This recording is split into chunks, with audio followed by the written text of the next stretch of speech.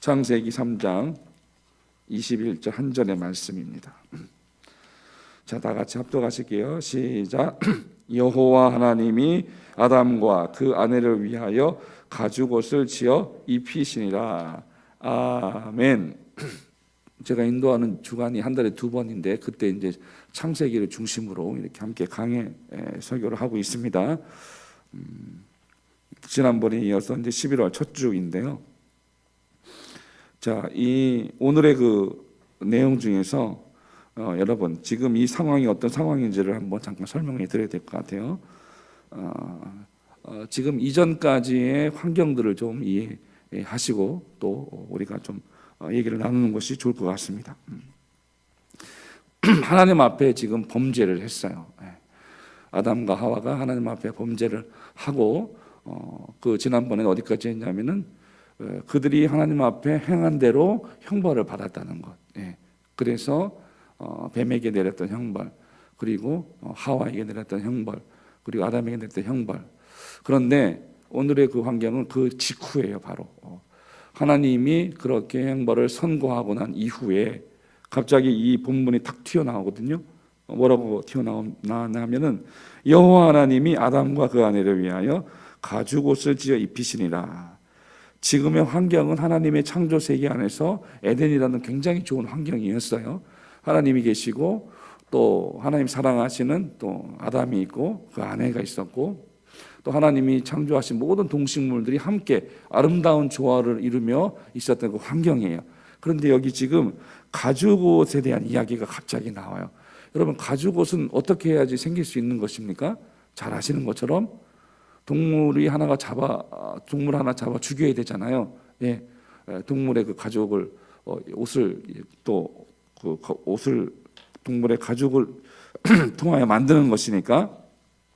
그래서 지금 생각해 보시면 이 하나님이 창조하신 이 창조의 세계, 이 아름다운 환경 안에서 갑자기 무엇 하나가 피를 흘려 죽는다는 동물 하나가 피 흘려 죽는다는 생각을 한다는 것.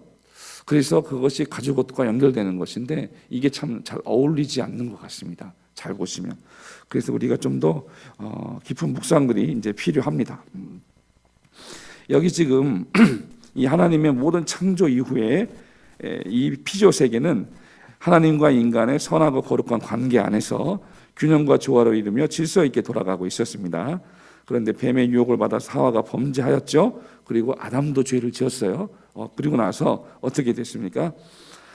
결국에 선악과 계명에 불순종한 아담과 또 그 아내는 형벌을 받게 됐어요. 자, 그러면 최초의 이들을 유혹했던 뱀이 받았던 형벌은 무엇입니까? 뱀은 종신토록 배로 다니고 흙을 먹으라고 했어요.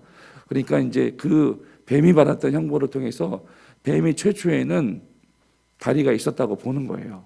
그런데 하나님이 형벌을 내리셨기 때문에 종신토록 배로 다니는 그런 형벌이 임한 것이고 또 하나는 뭐냐면 여자와 영원토록 원수 관계가 되게 하셨어요. 그것이 창세기 3장 15절에 이제 나오죠. 짧게만 말씀드릴게요.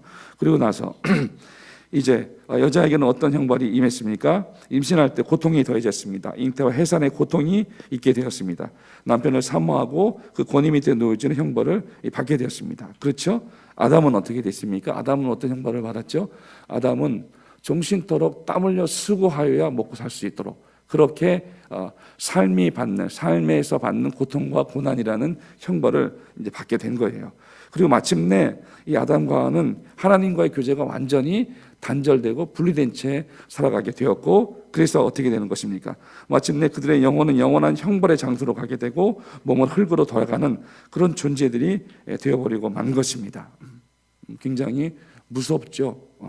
지난번에 말씀드렸던 것처럼 정말 성경을 통해서도 우리는 항상 봅니다. 하나님은 인생이 그 인생들이 행한 대로 갚으시는 하나님이시구나. 왜? 하나님은 공의의 하나님이시니까. 하나님은 죄를 묵고 하시거나 죄를 그냥 지나쳐 버리는 일이 없으시기 때문에 하나님은 그 공의의 하나님, 그 공의의 법에 따라서 그렇게 부응하신다는 것. 그러니 그 공의의 하나님만 바라본다면 우리에게는 살 소망이 없는 것입니다. 인간의 그런 죄에 대한 부분들을 어떻게 해결하고 어떻게 그것을 갚을 수가 있겠습니까? 답이 나오지 않는 것이죠.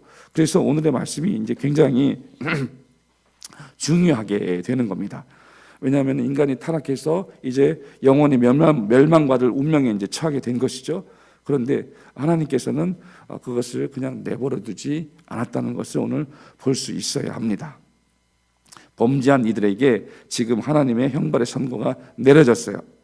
그리고 나서 하나님은 즉시로 그들에게 그들이 자신들이 벌거벗은 것을 알고 무화과 나뭇잎으로 몸을 엮어서 옷을 입었죠.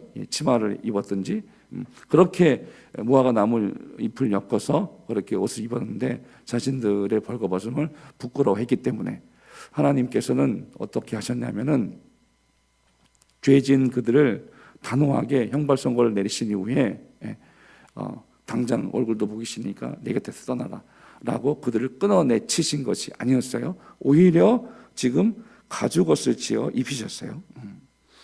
이 새번역 성경에 보면 새번역 성경으로 보면 이렇게 해석이 되어 있어요. 주 하나님이 가죽옷을 만들어서 아담과 그의 아내에게 입혀주셨다 이렇게 되어 있어요. 그러니까 하나님이 손수 가죽옷을 만들어서 아담과 그의 아내에게 입혀주셨다라고 그렇게 말씀하신 거예요. 왜냐하면 그들이 무화과 나무 잎으로 옷을 만들어 입었지만 그것이 얼마나 가겠습니까? 곧 햇볕에 말라 하루 이틀 갈까요? 그러니까 하나님은 그들의 벗은 몸을 가릴 수 있도록 이렇게 동물 하나를 희생해서 가죽옷을 만들어 주신 거예요. 그렇죠? 그렇지만 더 깊은 의미가 그 안에 담겨 있는 것을 우리는 잘 알고 있습니다. 가죽옷을 만들기 위해서 죄 없는 짐승 하나가 이제 죽은 것이에요. 인간의 수치를 가려주기 위해서 지금 동물 하나를 잡은 것입니다. 그런데 여기에 복음이 담겨 있습니다. 하루 이틀을 넘기지 못하는 무화과 나무 잎처럼 인간은 스스로의 힘으로 자신의 죄로 인한 수치를 영원히 가릴 수 없습니다. 그렇죠. 사람이 만들어낸 것들이 있어요. 사람이 만들어낸 것들 중에는 법이 있고 도덕이 있고 윤리가 있고 또 종교가 있습니다. 그런데 그것들로 인해서 인간이 가지고 있는 그 죄악의 문제를 해결할 수 있는가? 임시 방편이라는 것이죠. 잠시밖에는 되지 않는 것입니다. 그것은 저 나뭇잎으로 태양을 가리는 것과도 같습니다. 그렇기 때문에 이것을 해결할 수 있는 방법은 인간에게서 나올 수가 없어요. 하나님에게서 와야만 하는 것입니다. 그래서 우리가 아마 여러분 새신자 성경 공부 같은 거 할 때 잘 배우셨을 것 같은데 구원은 인간에게서 올 수 있습니까? 없습니다. 구원은 하나님에게로부터 와야 합니다. 하나님에게서만 와야지 구원을 받을 수 있는 것입니다. 그렇죠. 그래서 하나님이 만들어주신 옷이어야만 우리를 그 죄와 수치에서 제대로 구해 줄 수 있게 되는 것입니다. 그것이 십자가 복음입니다. 인간의 모든 죄와 저주의 수치를 십자가에서 그리스도께서 담당하셨습니다. 맞습니다. 우리의 죄를 대신해서 그가 십자가에서 죽으시고 피 흘려 주심으로 우리가 예수 그리스도의 의를 덧입게 되는 것입니다. 그것이 복음이고 그것이 은혜죠. 이것을 오늘의 본문을 통하여 하나님께서는 가르쳐주고 있는 것입니다. 하나님께서 아담과 하와를 위해서 가죽옷을 만들어 주신 것이 바로 복음의 예표요 그림자로 보여주신 것입니다. 맞습니다. 죄 없는 아담 부부의 수치를 가리기 위해서 죄 없는 희생이, 죄 없는 짐승이 지금 희생됐어요. 그것은 무엇을 우리에게 보여주고 있는 것입니까? 구약 시대 때 잘 아시는 것처럼 많은 짐승을 잡아서 하나님께 희생 제물로 이제 드렸죠. 그것이 이제 예표하는 것이 이제 무엇입니까? 하나님 앞에서 우리의 죄를 속하기 위하여 희생 제사를 드리는 것이잖아요.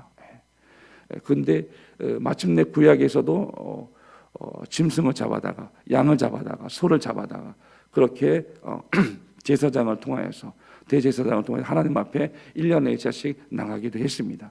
백성들의 죄를 또 속함 받기 위하여 대제사장이 1년에 1차씩 그렇게 하나님 앞에 나가기도 했어요.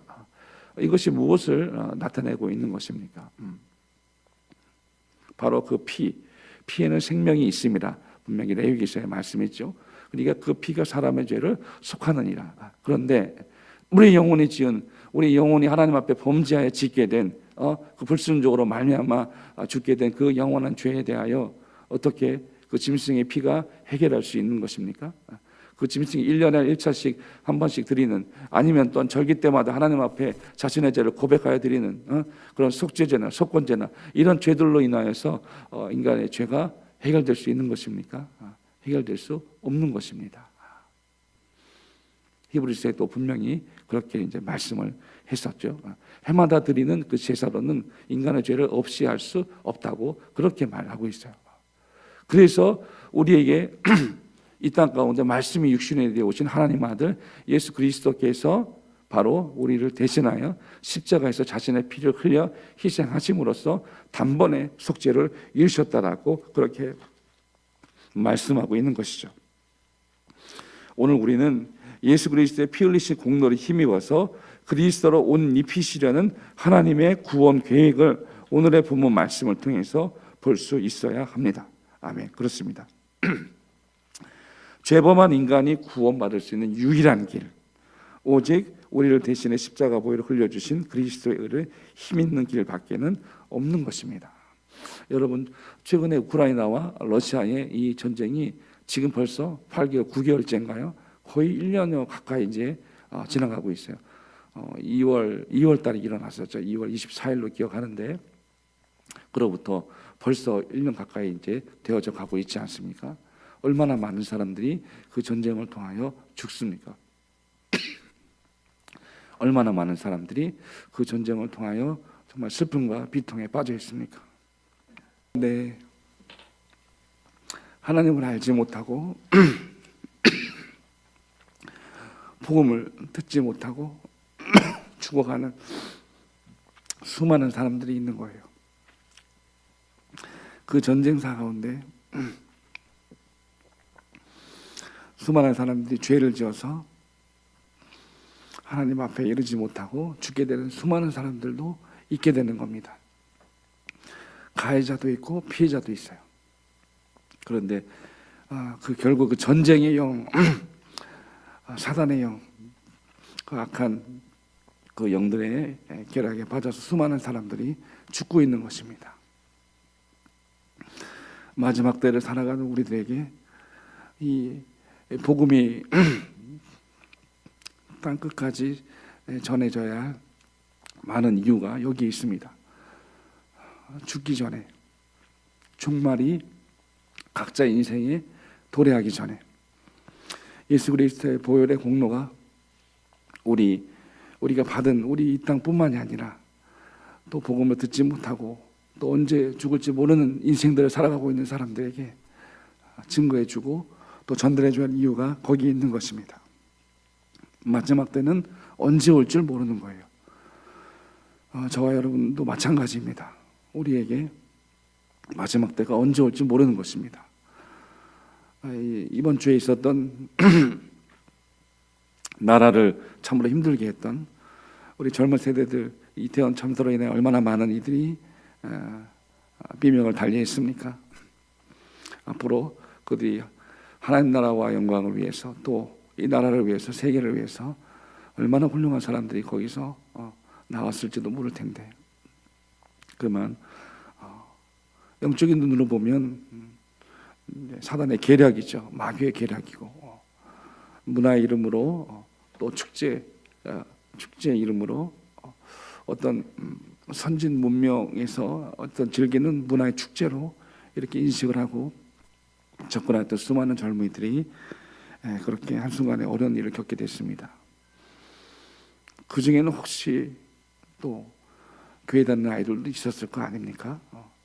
다는 아니겠지만 이런 안타까운 현실들이 우리 주변에서 일어나고 있는 것입니다.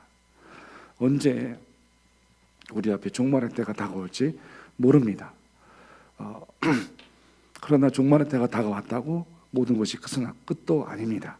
오늘 본문에 있는 것처럼 아담에게 내렸던 형벌, 하와에게 내렸던 형벌, 그 어마어마한 선고를 그들이 들은 이후에 그들이 낙심하고 절망하고 그들이 스스로 부끄럽고 그래서 하나님 앞에 서 있을 수가 없었습니다.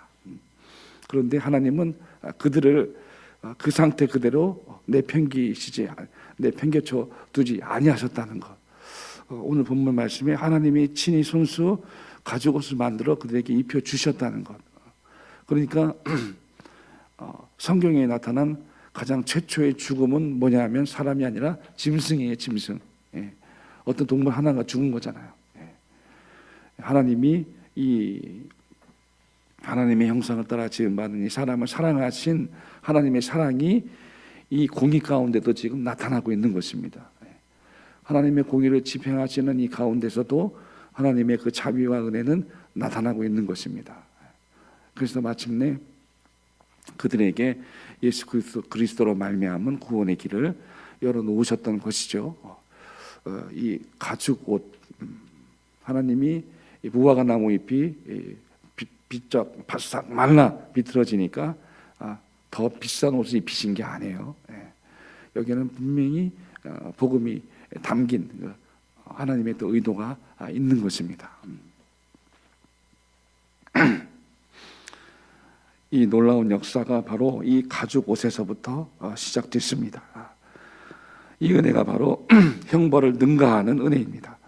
하나님의 사랑과 자비를 볼 수 있는 은혜입니다. 이것이 복음이고 이것이 하나님 사랑입니다. 우리 이 시간 기도하겠습니다.